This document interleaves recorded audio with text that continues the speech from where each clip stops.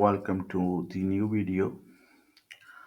Now let's take an overview of some components of project management plans and project documents that are critical for project success because they serve as the foundation for project planning, scheduling, cost estimation, monitoring and controlling for the project. First, we have project management plan. Actually, these are the subsidiary plans that guide various aspects of project execution, monitoring, and control. So, number one, we have the scope management plan. Actually, it's a plan that defines how the scope will be defined, validated, and controlled. Second number, we have requirements management plan. So requirement management plans describes how requirements will be like analyzed, documented, and managed. Number third, we have schedule management plan. Actually, this plan, you can say these are the outlines how the project schedule will be developed, managed, and controlled. So next we have cost management plan. Cost management plan establish the how cost will be estimated, budgeted, and managed. After that, we have a quality management plan. This plan, quality management plan, describes the quality standards, how quality will be ensured and controlled. After that, we have a resource management plan. It provides the guidelines on resources allocation, management, and responsibilities. Next, we have a communication management plan. Actually, it's a detail. You can say it's a outline. So how often we will communicate with the internal and external stakeholders, and actually, it's information that will be shared among the stakeholders. Next, we have the risk management plan outlines how risk will be identified, analyzed, and monitored and controlled.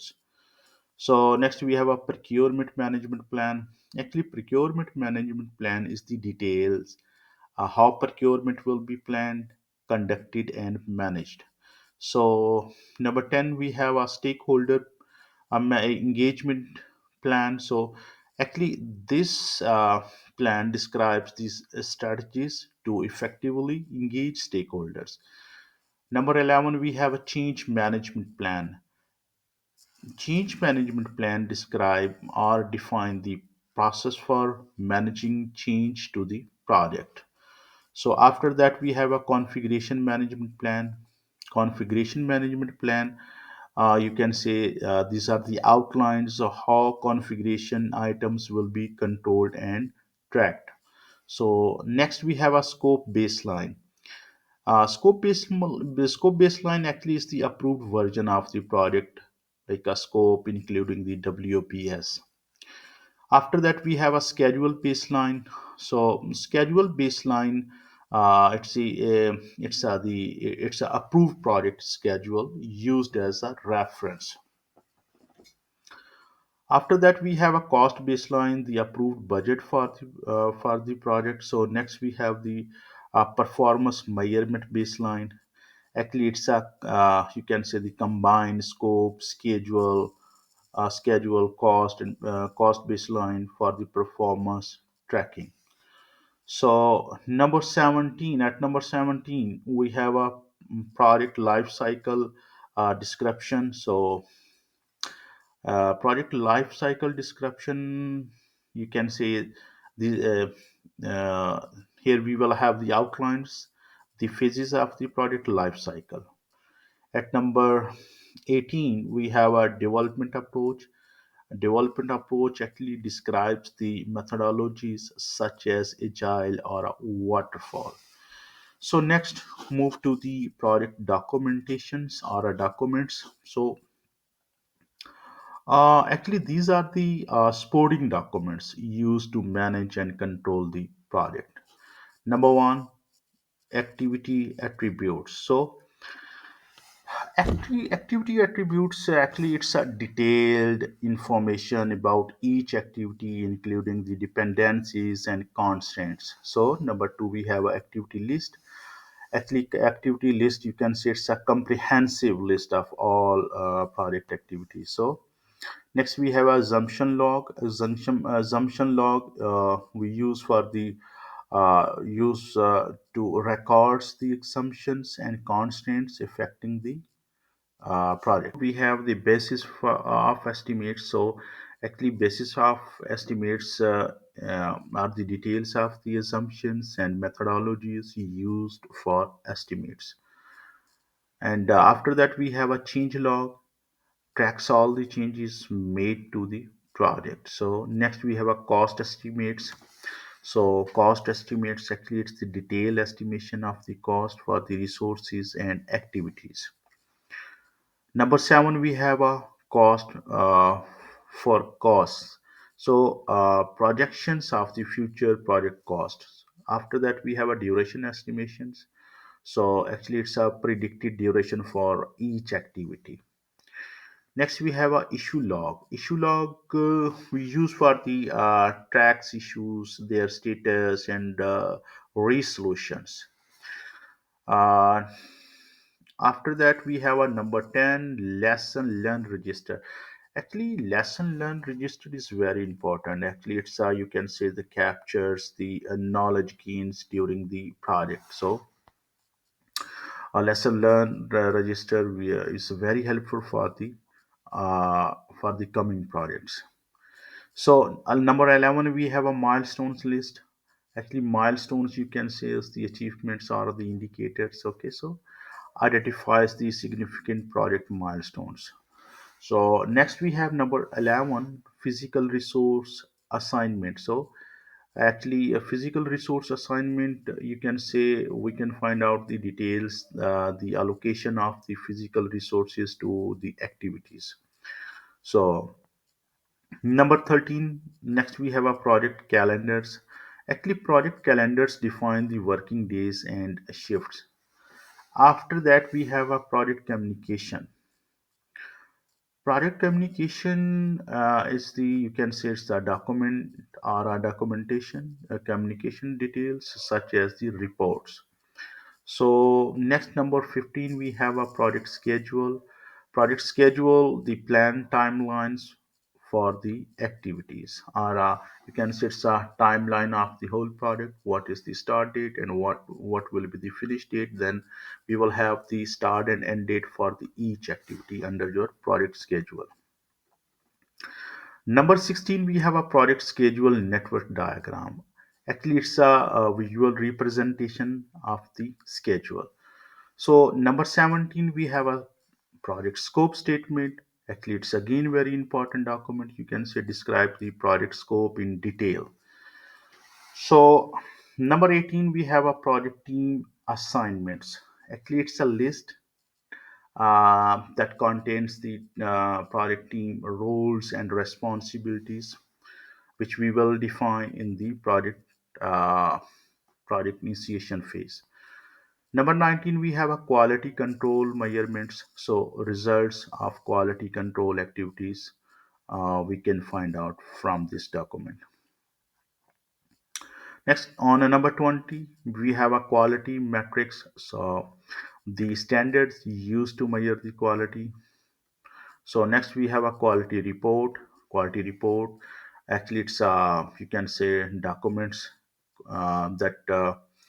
that quality issues and resolution provide us.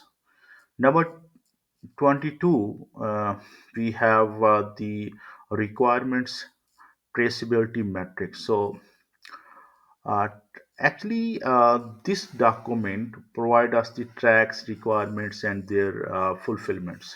So after that, we have 24 number at 24 number uh, resource breakdown structure RBS. So actually, it's a hierarchical representation or a hierarchical structure of the resources. At number 25, we have a resource calendar. Actually, again, it's a details for the resources availability. So at number 26, we have resource requirements. So actually, this document provide us the identifies or the about the resources needed for the project. At 27 number, we have the risk register. Actually, risk register is the document uh, where it's a document. Okay, so uh, that you can say the document identified risk and their mitigation plan. So it's a process. It's a, you can say, the first we will identify the risk, then we will evaluate the risk, then we will make the mitigation plan, and we will have a risk register. At number 28, we have our risk reports. Actually, it will be the summarize or a summary risk status and analysis of the project. At number 29, we have a schedule data. So actually, schedule data document, you can say, provide us or that document will be uh, based on the details supporting for the schedule, like activity attributes. At number 30th, at number 30, we have a uh, schedule for costs. So actually, it's a update on project schedule performance. At number 31, we have a stakeholder register. So actually, it's in a stakeholder register. We will have the list of the all the stakeholders and their interest. So next we have a team charter. So you can see it's a team charter. Team charter is will describe this document will describe the team norms and values. So number at number last we have test and evolution document. So actually test and evolution documents, you can say, is based on the details test, like the plans and evolutions criteria. So how to align this, you can say, these plan and these documents with the Primavera P6. So in Primavera P6, these plans and documents can be integrated in the following way. Like definitely we will first break the WBS and scope baseline will be helpful, and scope work breakdown structure. So second, we will need to identify scope of work, and this from the scope of work we will define the activities list and attributes. So that is also directly linked to the activity creation and the management. And after that, we will set the baseline schedule baseline. You can say the sorted and a track for the monitoring schedule performance. Then we will also maintain the risk register. Risk and their impacts can be mapped in the risk module. So one more thing, the resource breakdown structure, um, we can take this data from these documents, okay, used to assign the resources to the task. I hope all the components of project management plan and project documents are clear now. You can download this document from the resources. Thank you so much for watching this video. See you in the next video.